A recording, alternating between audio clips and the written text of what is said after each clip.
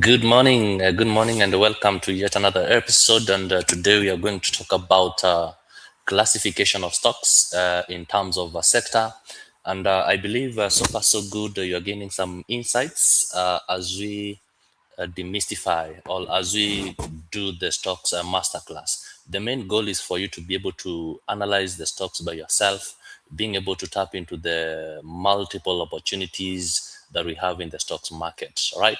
So today morning I was just imagining that maybe probably if you have like $1,000 to invest, right? So, and I want you also to imagine the same, that you have $1,000 to invest. Will you put all of it into technology companies like Apple, right? Or perhaps into the financial sector like banks? Or maybe you put everything in the oil company, especially right now we have the prices of oil doing very well or skyrocketing because of the interruptions in the Strait of Hormuz, right? Or probably will you put it into the pharmaceutical companies? I don't know where you could have put it, but just answer that to yourself honestly.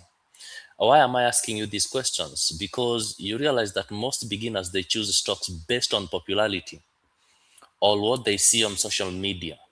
But you realize when it comes to professional investors, they start somewhere completely different. They first identify the sector that they want to expose themselves into. Okay. So in today's video, you are going to learn how to, or maybe probably I want you to learn how every publicly traded company fits into the 11 major sectors, and maybe probably what each and every sector does, why sector performs differently, or why these sectors, the 11 sectors, they all perform differently during different economic cycles. Okay.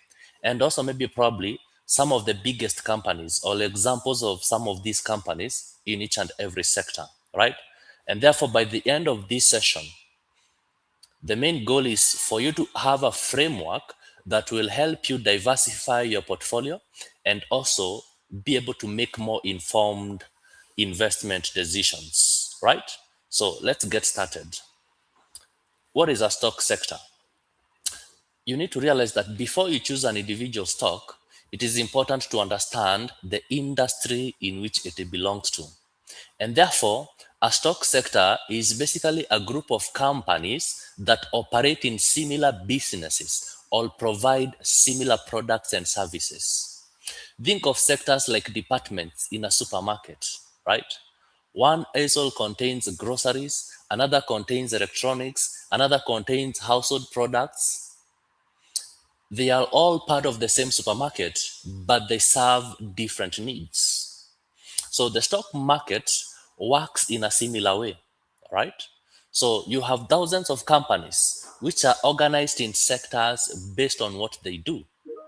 And this classification, right? This classification helps investors in different ways. Like for instance, they help you to compare similar companies. They will help you to build diversified portfolios. They will help you understand the trends, and also they will help you reduce the investment risk, right? So the most widely used systems globally is what we call the Global Industry Classification Standard. That is the GICS.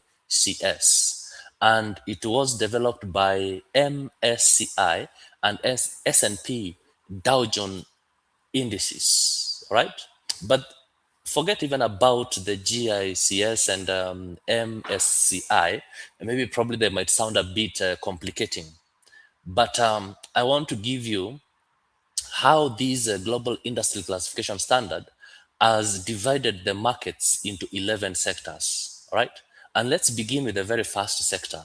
Of course, this is a sector that you know very well, the information technology sector.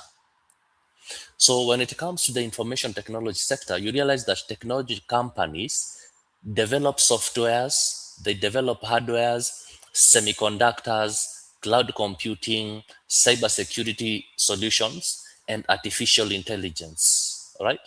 So that is what companies in this information technology does. And examples of these companies, we have Apple, we have Microsoft, we have Nvidia. Also, we have Oracle, we have Adobe, and Cisco systems, just mentioning but a few. You realize that technology companies, they usually grow quickly because they innovate constantly. However, they can also experience significant price swings, especially during periods of high interest. So these are some of the things that you look at when you're trying to analyze the market, maybe probably when you're trying to analyze the different stocks that we have. You want to understand which period are we, or which economic cycle are we, because what happens is that investors, they rotate money from one sector to another depending on the prevailing economic conditions or economic cycle. Okay, so we have said, or I have said, that this sector, as much as they usually grow quickly because they innovate, they can also experience significant price swings during periods of high interest rates. So this sector is actually all often associated with growing investing, right? Then we have the second sector, and this is what we call the healthcare sector. So healthcare companies, they focus on improving human health. And this includes pharmaceutical companies, biotechnology firms, medical equipment manufacturers, and healthcare service providers, right?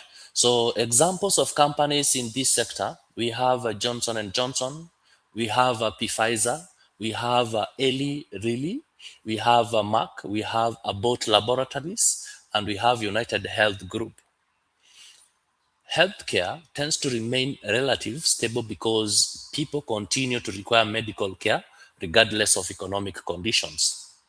So this is one of the sector that I would say it's recession proof, because irrespective of the market or irrespective of the economic conditions, people will still seek medication, right? If you are sick, you still go to the hospital and seek medication.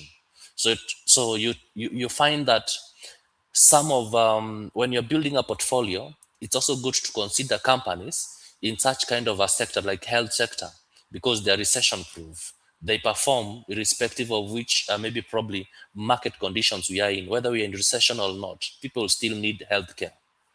So the third sector is what we call the financials.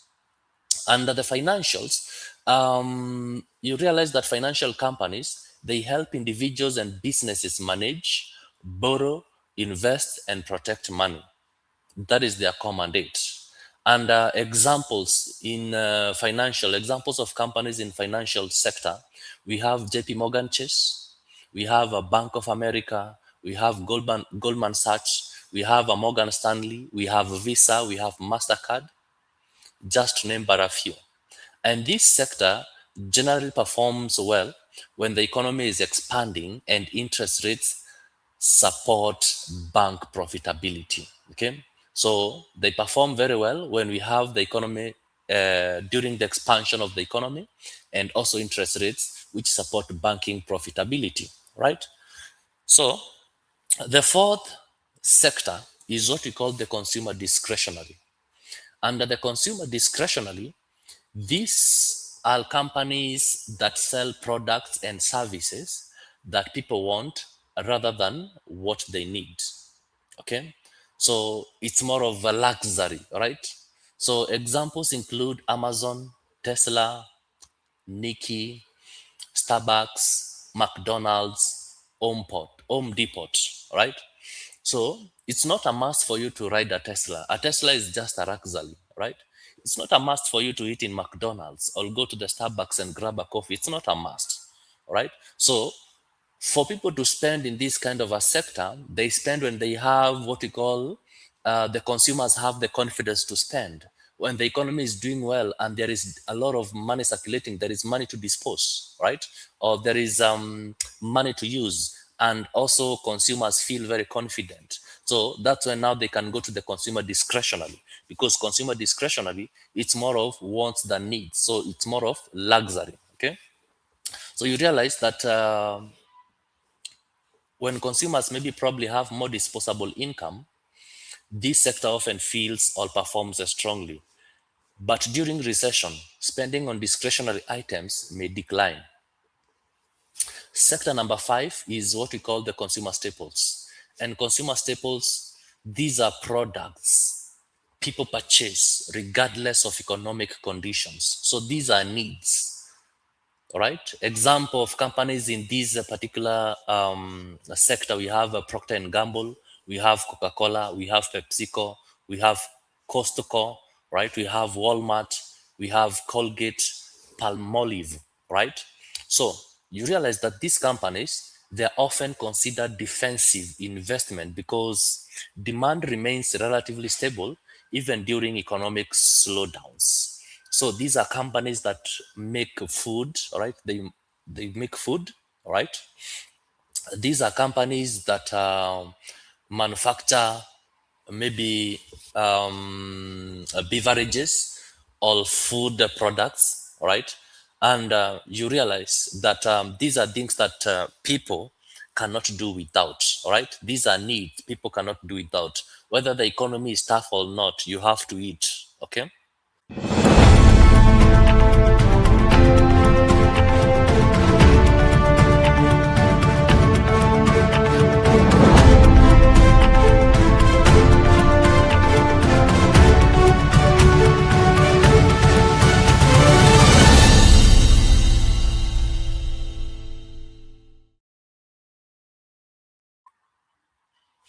So the other thing that you need to understand is that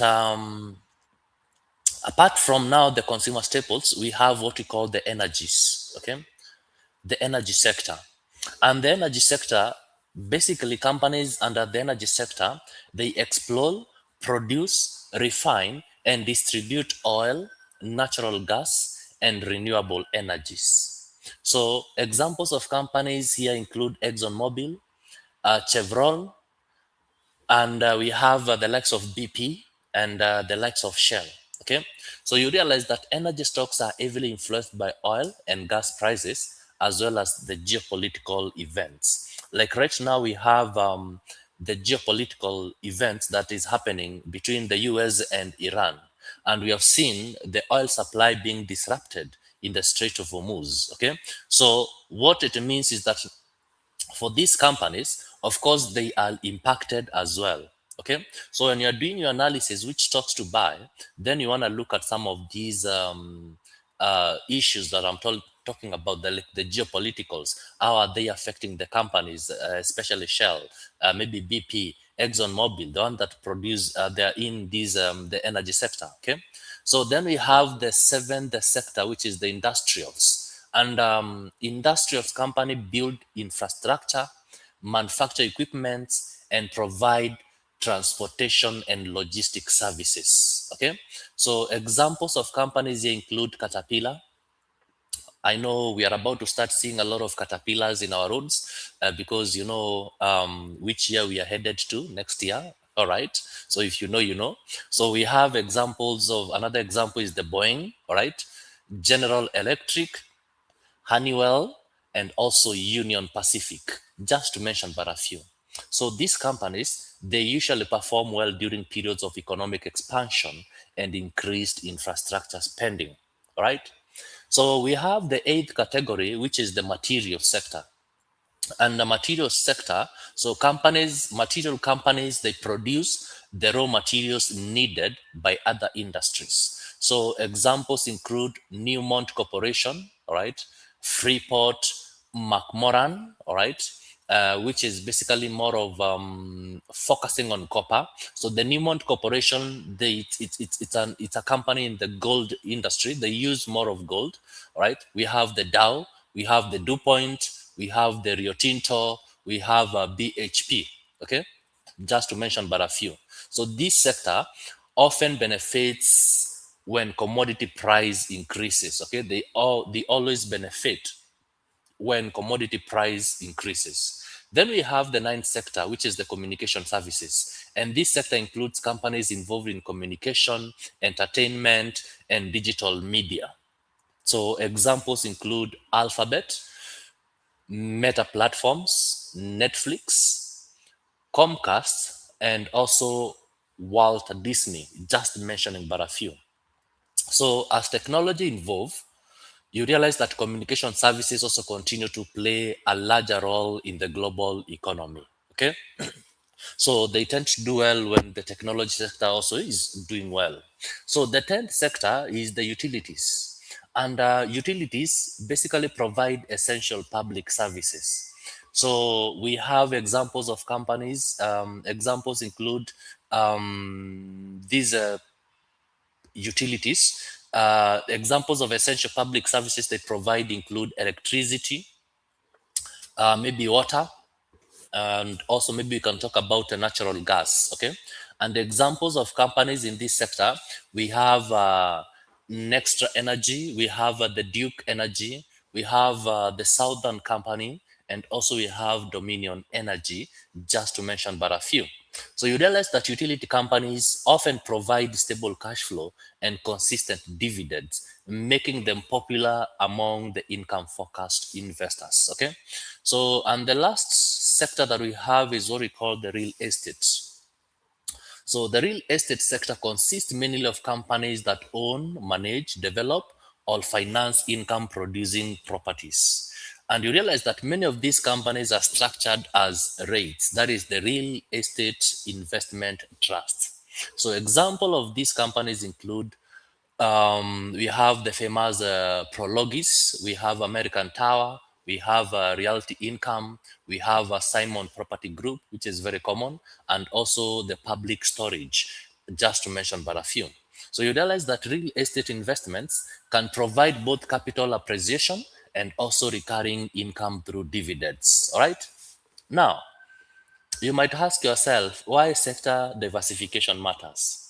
You realize that one of the biggest mistakes beginner investors make is putting all their money into a sector or into one sector.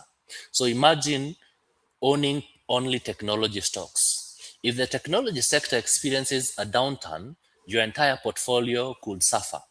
And therefore, professional investors, they spread their investment across multiple sectors. And this kind of diversification helps reduce risk because different sectors often perform differently under various or different economic conditions. And therefore, a balanced portfolio is generally more resilient over the long term. So, today you have learned that every publicly traded company belongs to one of the 11 major stock market sectors. They either belong in the information technology, healthcare, financials, consumer discretionary, consumer staples, energies, industrials, materials, communication services, utilities, or real estate. Understanding these sectors is actually one of the first steps towards building a diversified investment portfolio and becoming a more informed investor. So if you found this video valuable, so don't forget to like, subscribe, and share. You can also share it with someone who wants to learn about investing. Also, make sure to leave a comment and tell me maybe probably which sector interests you the most and why. Okay, I would love to hear your thoughts as well. So in our next episode, we will continue in the classification of stocks, but this time around, we will look at them based on market capitalization. You are going to learn the difference between a large cap, a mid cap, and a small cap stocks, right? And how they behave, and maybe probably how to decide which ones belong in your investment portfolio. Okay, so until then, keep safe, keep learning, keep investing wisely, and I'll see you in the next episode.